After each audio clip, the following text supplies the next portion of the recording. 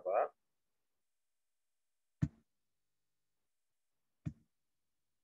Deixa eu admitir todos que estão na sala de espera para a gente compartilhar a tela da apostila de vocês e para, respectivamente, para posteriormente, na verdade, nós começarmos o assunto, na verdade, continuar o assunto Grécia Antiga.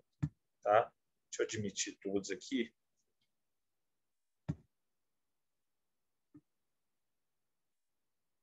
O povo está entrando, vamos esperar um pouco. E aí, deixa eu compartilhar a tela.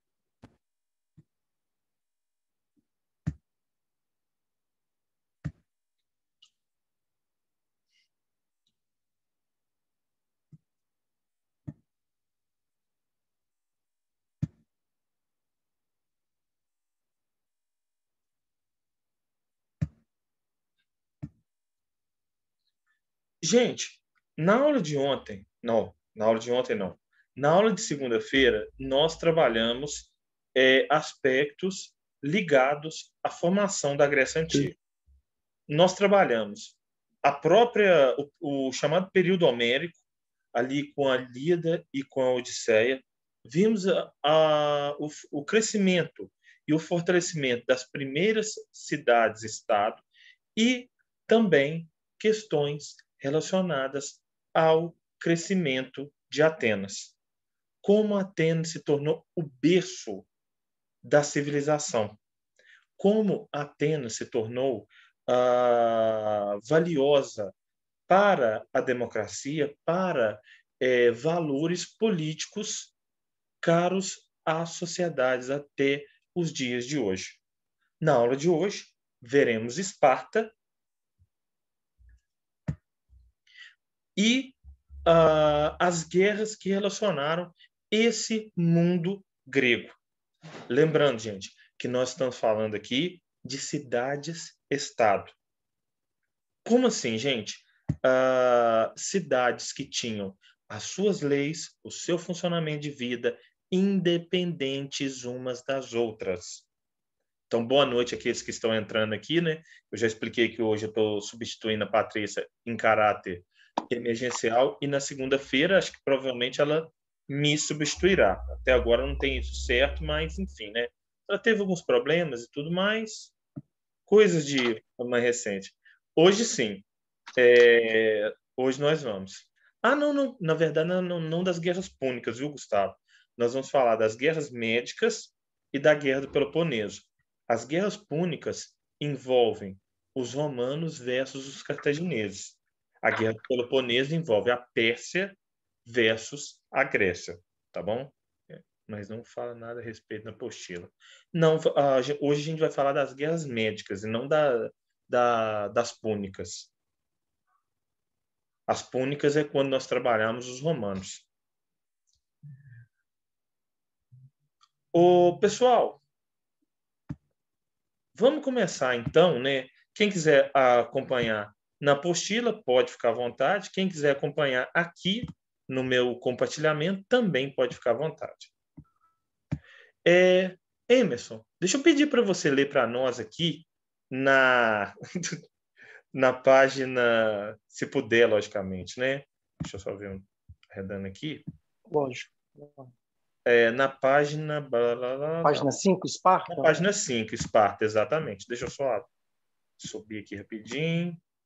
Lê os 2 primeiros parágrafos para nós, fazendo favor. Sim. Vamos lá. Lançada pelos dórios no século IX a.C., Esparta se desenvolveu na península do Peloponeso, diferente, apresentava as terras férteis. Desse modo, sofreu menos com crise econômica do que as outras cidades-estado. A política espartana era controlada por uma oligarquia. Posso continuar? Professor, posso continuar? Pode sim. Então tá. Pode sim. Desculpa, pensei que você ia explicar. Não. Desculpa. A política espartana era controlada por uma oligarquia guerreira que dominava o Estado e a propriedade da terra. A polis espartana era, portanto, oligárquica e aristocrática, com o monopólio político nas mãos dos cidadãos guerreiros. A política era debatida em uma assembleia conhecida como a Pela, em que eram eleitos a Gerúsia e o Efurato, órgãos com grande função legislativa e executiva, respectivamente. A religião e o exército ficaram a cargo de 2 reis na chamada diarquia. Bom, então até aqui. Obrigado, Emerson. De nada. Lembrando, a Grécia Antiga foi fundada por 4 povos principais: aqueus, eólios, jônios e dórios. E, de certo modo, esses povos trouxeram algumas características para as regiões que eles foram ocupando, para as regiões que eles foram povoando.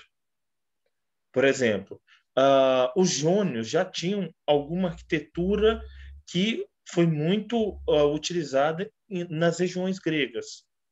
Os dórios eram povos guerreiros. Característica guerreira que os espartanos puxaram deles.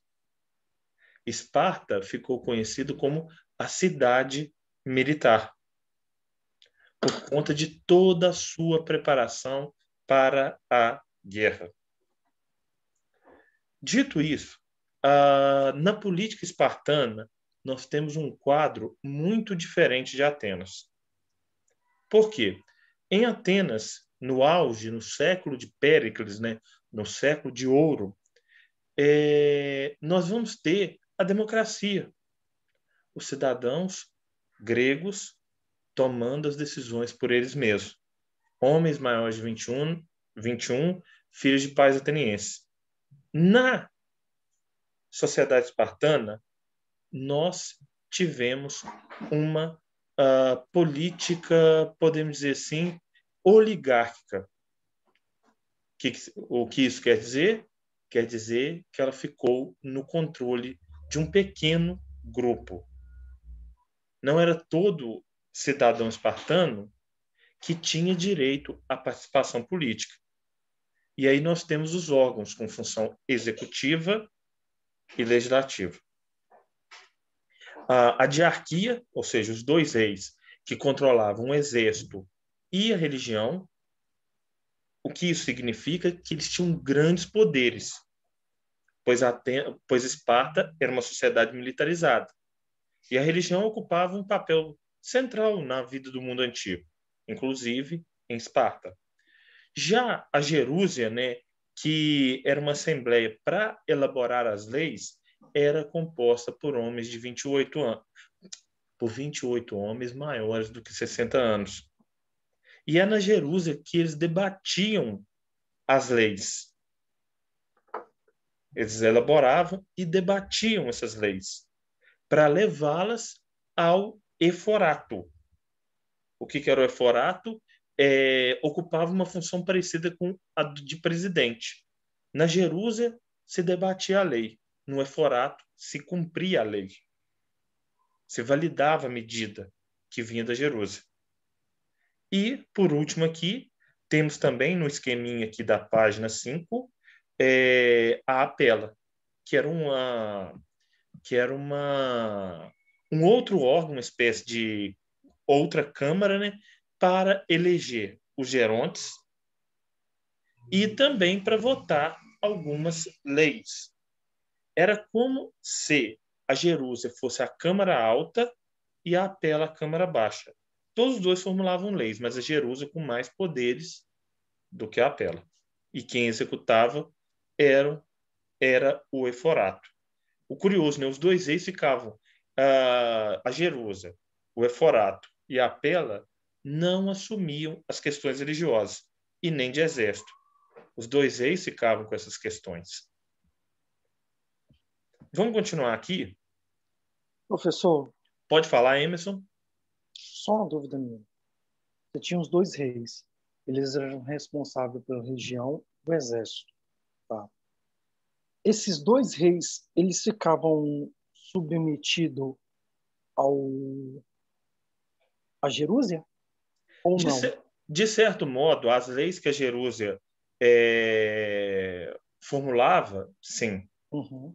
as leis que Sim, a Jerusalém não interferia, nem a Jerusalém, nem o Eufrato, nem a Pela, não interferiam na condução das guerras pelos reis. No caso, o rei podia pedir um auxílio para esses sim. órgãos se ele quisesse. Mas se esses órgãos falassem, você tem que fazer isso, você não pode fazer aquilo, eles viraram e falaram, não, não, aqui é comigo. Ok. Eles tinham Agora, autonomia. tinha autonomia, bem lembrado. Agora, no caso das leis, da vivência e de outras coisas mais, os dois reis deixaram, falaram, não, vocês formulam, vocês decidem. Ok. Bom, Emerson, pode ler esse restinho da parte para nós? A sociedade se dividia? Até artesanato? Ou, Sim, sim. pode ir? A sociedade se dividia entre espartanos, periecos e ilotas. Os espartanos constituíam a elite militar e a minoria dos habitantes da cidade. Detinham o poder político e o controle da maioria das terras férteis da região. Os homens dedicavam-se à guerra e aos assuntos públicos, enquanto as mulheres deviam criar dentro do espírito espartano os futuros guerreiros. Os periecos eram livres e não possuíam direitos políticos, dedicando-se ao comércio e ao artesanato. Falar da mulher na sociedade espartana é sempre destacar que ela teve um papel, podemos dizer assim, diferenciado em relação à mulher de outras cidades gregas.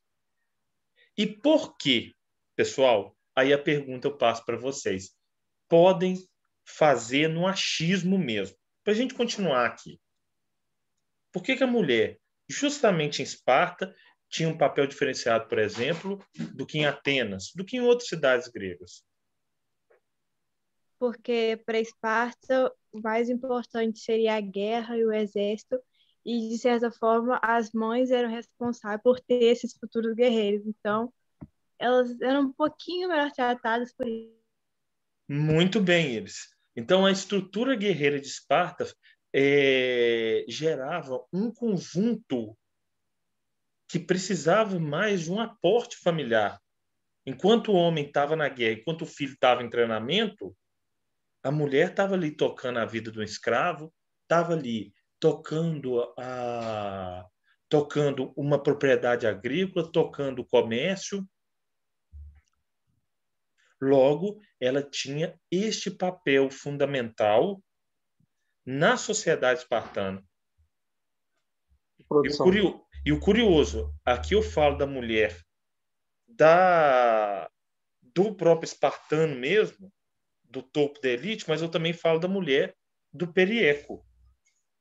Perieco, geralmente dedicado ao comércio e artesanato, se ele fosse convocado para ir para a guerra por algum motivo, a mulher estava ali para fazer essa parede, né, da vida na casa, na vida no comércio, na vida do artesanato. Então, ela tinha um papel para as duas principais camadas sociais da sociedade espartana. Emerson, por favor. Continuar? Ah, tá, não, não. Só um outro dado também. Coisa rápida antes de continuar. Então, a divisão social era essa. Os espartanos geralmente iam para as guerras, treinamento militar desde novo, desde os 7 anos, um menino em Esparta recebia treinamento militar, treinamento que se estendia dos 7 aos 30 anos, para participar nas guerras. E os espartanos eram donos das melhores terras, eram os ricos daquela sociedade. Os periecos, como se dizia, né, que viviam na periferia, não era periferia como a nossa, como a atual, que se encontra no Brasil. era uma periferia que hoje em dia, né, nós chamamos de subúrbio, região mais afastada do centro. E o ilota era o escravo. Lembrando, gente, colocando aqui para vocês, espera um pouco, ilotas pertenciam ao Estado espartano e não aos indivíduos. Meninos, presta atenção. Quem estudou em escola pública vai entender o que eu estou falando. A escola pública pertence a você, pertence a todos que quiserem ser público dela. Agora, sim, você não vai pegar e falar assim, já que ela pertence a mim, vou pegar essa cadeira e vou levar para casa, vou pegar essa mesa, vou levar para casa, vou levar esses giz para casa, vou levar esse papel higiênico para casa. Ela pertence para uso seu, cedido pelo Estado no momento em que você precisa de usar aquele serviço. Vocês entenderam isso? Pois bem, os ilotas também funcionavam desse jeito. Eram escravos do Estado espartano, e aí o governo dali de Esparta cedia esses escravos conforme as demandas de espartanos e periecos. Terminou a demanda, ele não era seu, você não comprava, ele era pertencente do Estado. E aí o Estado te cedia dentro dos seus serviços necessários. Aí a cedição, vamos dizer assim, né, poderia durar mais tempo ou menos tempo, de acordo com o seu poder financeiro, político, social e tudo mais. Mas ele não era seu, ele era do Estado espartano, que te cedia para uso. Podia ser por pouco ou muito tempo, mas ele sempre lembrando que pertencia ao Estado espartano. Vocês entenderam isso aqui? Pode falar, Emerson? Tem alguém que quer falar antes? Acho que alguém queria falar também, eu espero. Se for o caso. Deixa eu posso falar? Pode falar. Deixa eu te falar. Então, você está falando comigo que, de modo geral, eu posso falar o seguinte, que apesar dos espartanos ser a minoria, posso entrar aqui, dos habitantes da cidade, os altos escalões, os cargos de altos escalões eram espartanos, certo? Sim, exatamente. Os reis, os 28 da Jerúsia, o Neoforato, como você disse, que era tipo um presidente, eram eles. Uhum. E a Apela? A Apela também, sempre formado pelos espartanos. Sim, porque são filhos de espartanos. Entendi. Uhum. Só isso que eu queria saber dessa classe. Exatamente. Ok. Emerson, pode continuar? Lê para nós até Guerras Médicas, fazendo um favor. Sim, senhor. O casamento entre os periecos e espartanos era proibido, e aos primeiros eram reservados cargos inferiores no exército e a obrigatoriedade do pagamento de tributos. Os ilotas eram servos do Estado e estavam presos à terra. Trabalhavam nas propriedades dos espartanos e deviam pagar tributos a eles. Não tinham direitos políticos e estavam submetidos a maus tratos sem que lhes coubesse proteção legal. A militarização foi a característica mais marcante de Esparta. Os homens, desde a infância, eram treinados na arte da guerra e a preocupação com a excelência física era fundamental. A educação militar das crianças ficava a cargo do Estado e as mais saudáveis eram instruídas até se tornarem óptras, soldados das forças espartanas. Pois bem, nós podemos falar que Esparta era quase que uma sociedade de castas. Lembrando, o que é uma sociedade de casta, né? Que as relações são fechadas nelas mesmas. O espartano se relacionava com o espartano. o perié com perieco e o ilota com ilota. O casamento legal nem entre, por exemplo, o espartano e o ilota, que era o escravo. Nem isso. O espartano e o perieco era proibido. Outro ponto também, militarização. Quando se fala em Esparta, se fala em militarização. No filme 300, aquele filme baseado nos quadrinhos do Frank Miller, filme de 2004, curioso, o filme 300 já está até um pouco velho já. Tem uma parte, né, que os soldados espartanos se encontram com os soldados atenienses. E aí, né, eles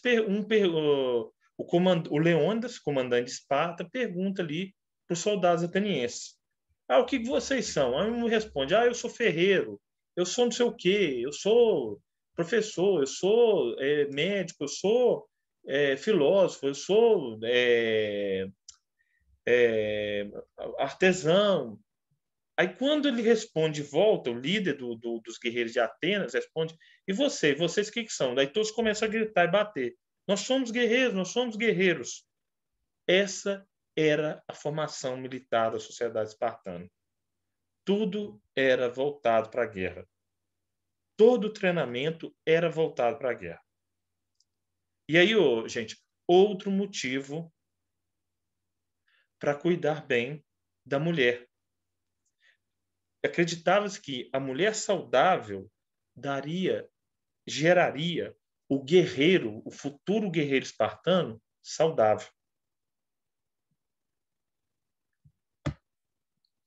O futuro guerreiro espartano saudável.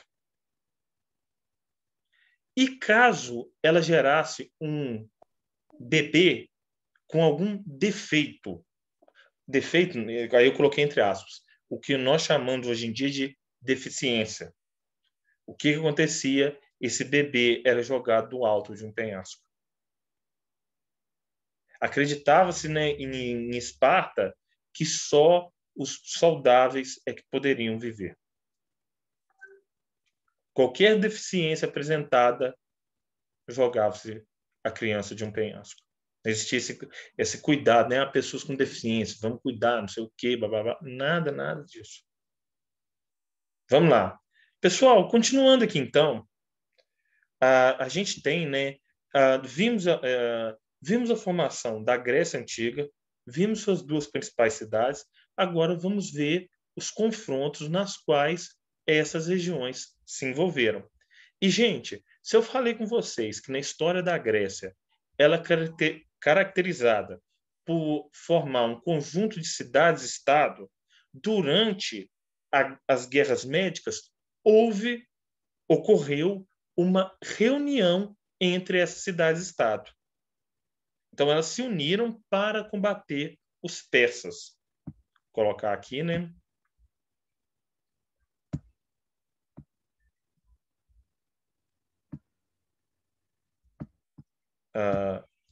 Nas guerras médicas ocorreu a união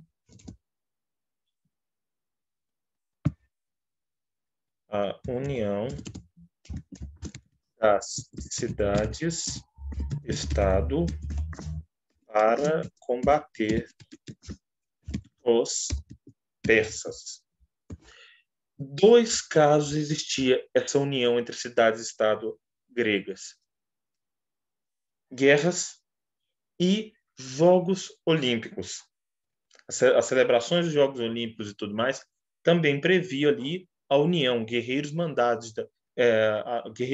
atletas mandados das mais diferentes regiões da Grécia Antiga participavam das provas, né, das Olimpíadas Antigas. Pois bem, vamos ver o primeiro grande choque de guerras enfrentados pelos gregos, né, na verdade, que foram aqui as guerras médicas. Agora eu vou pedir outra pessoa para ler para nós. Iris, você pode ler essa parte toda aí para nós? Guerras médicas?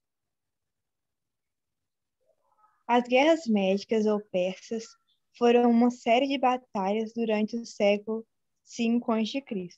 Naquele momento, as cidades gregas enfrentaram seguidas tentativas de invasão, quando Dário I e posteriormente Xerxes, rei persas, investiram contra o território grego. Para fazer resistência frente aos fortes exércitos persas, as cidades-estado abdicaram de seu relativo isolamento e de sua autonomia, e assim formaram a Liga de Delos, uma associação militar entre as cidades gregas que arrecadava impostos depositados na ilha de Delos, visando o fortalecimento do exército grego.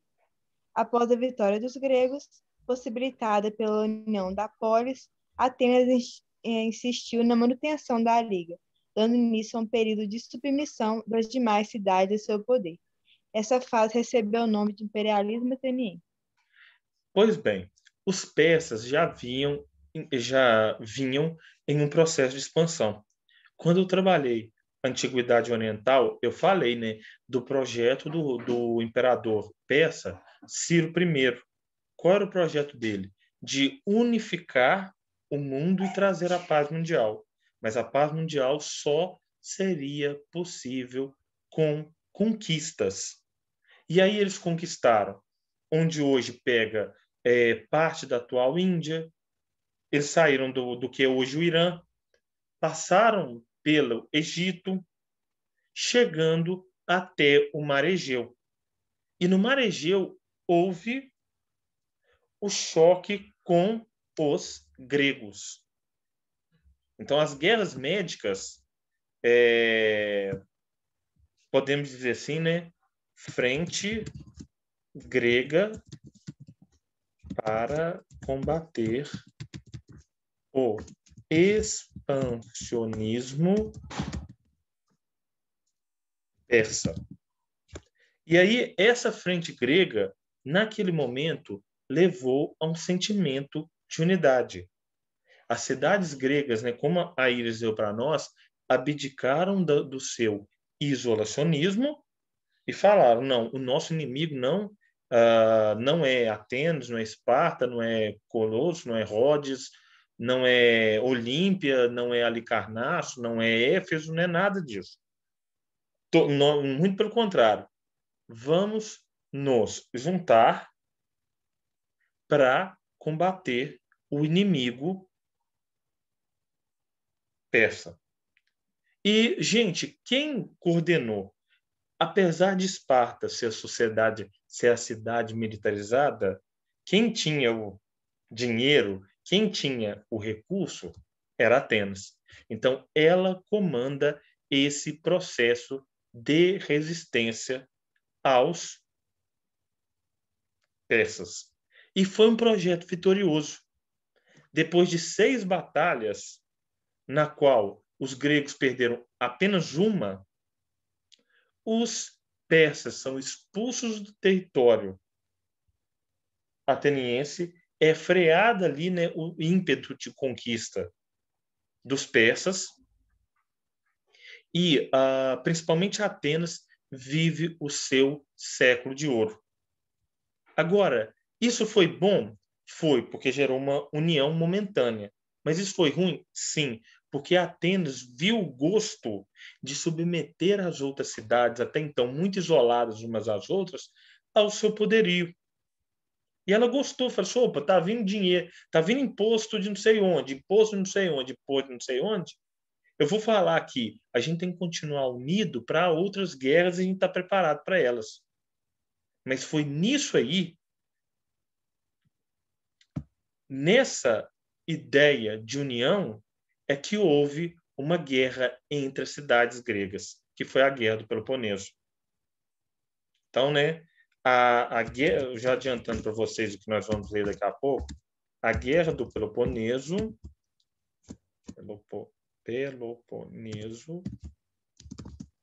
confronto entre Atenas e Esparta pelo controle do mundo grego. De certo modo, gente, não apenas Atenas e Esparta, Atenas e suas aliadas e Esparta e suas aliadas. Então, houve ali, como se lerá daqui a pouco, né, a formação da Liga do Peloponeso contra a formação da Confederação de Delos. A Liga do Peloponeso, liderada por Esparta, e a Confederação de Delos, liderada por Atenas. Quem venceu? Esparta. Já adiantando, né?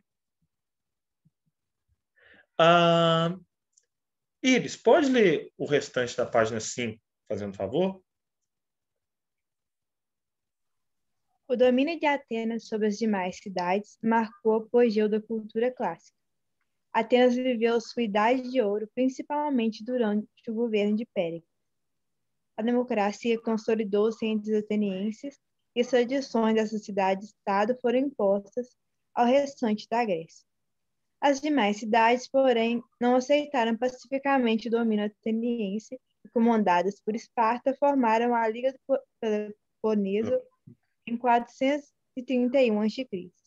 Portanto, eclodiu a guerra entre Esparta e Atenas, conflito que acabou se expandindo para as demais cidades aliadas. Assim, em 404 a.C., na Batalha de Egos, Potamos confirmou-se a vitória dos espartanos. A partir deste período, várias cidades sucederam-se no controle do poder na região, ocasionando conflitos diversos, o que gerou o enfraquecimento geral das cidades gregas e permitiu a invasão dos macedônicos no século IV a.C. Bom, gente, alguns autores colocam que a Guerra do Peloponeso foi o suicídio da Grécia. Até, né, quando eu trabalho essa matéria no regular, eu sempre pergunto, explica a frase, a Guerra do Peloponeso foi o suicídio da Grécia. Por quê? Porque ela enfraqueceu militarmente as cidades gregas, mesmo as vencedoras, e facilitou as invasões estrangeiras. E aí, essas invasões estrangeiras, de certo modo, curiosamente, foram responsáveis por fazer com que vários valores gregos chegassem até nós. Curioso, né? Que foi necessário invadir para poder ver o que tinha de bom e fazer uma mescla, né? E aí a gente tem o período chamado de helenismo. Vamos para ele aqui. Helenismo, né? O helenismo, ou a cultura helênica, né, pode ser compreendida. Pera só um pouco, um momento, por favor. Helenismo.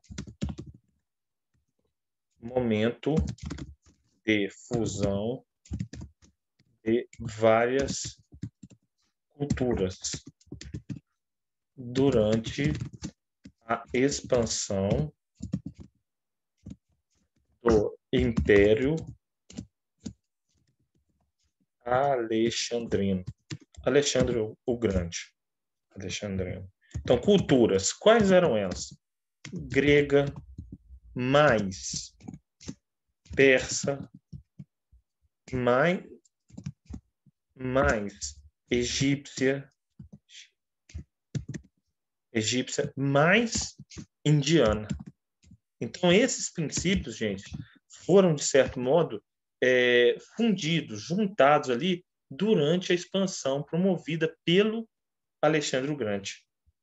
O Alexandre o Grande, gente, foi discípulo de Aristóteles. E de Aristóteles aprendeu, né, que com você tem que pegar o que o seu inimigo tem de bom e não matar aquilo, mas sim tomar aquilo para você. Fundir aquilo ao que você também tem de bom. E ele foi um bom aluno de Aristóteles. Gente, se alguma outra pessoa quiser ler, não é que eu estou desprestigiando nem o Emerson, nem a Iris, pode ficar à vontade nos 2 primeiros parágrafos aqui para nós. Alguém quer ler? Período helenístico?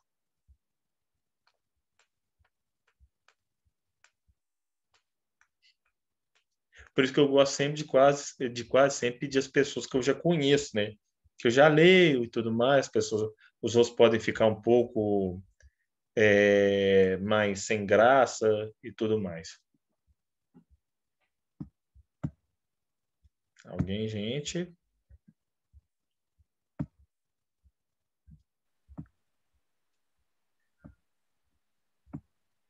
Bom, Emerson, Emerson, pode ler, então. Esses 2 primeiros Quem é parágrafos que aqui. leu comigo? Foi a Iris que leu Foi a comigo? Iris. Foi a Iris. Ô, Iris, vamos fazer uma dobradinha. Eu vou ler o primeiro, você lê o segundo. Ai, Então vamos lá. Período helenístico. O período helenístico, compreendido entre os séculos 4 a 2 a.C., abrange o período da expansão territorial e cultural da Grécia, que se deu especialmente pelo Oriente, onde, mesmo após a derrota grega, manteve-se preservada a cultura helênica. o principal responsável pelas conquistas e expansão foi Alexandre o Grande, imperador da Macedônia, que havia conquistado a região da Grécia. Durante essa expansão, Alexandre derrotou os persas e atingiu a região da Índia, fundando uma série de cidades que levavam seu nome, sendo a mais célebre Alexandria do Egito. Bom, então, pessoal, Alexandre o Grande, filho de Filipe II da Macedônia, que já havia tentado uma invasão, já havia feito uma invasão sobre algumas regiões da Grécia, continuou a obra de seu pai, com mais fervor e com mais eficiência ainda. Ele conquistou o que é atualmente o Irã, grande parte do Oriente Médio, o próprio Egito,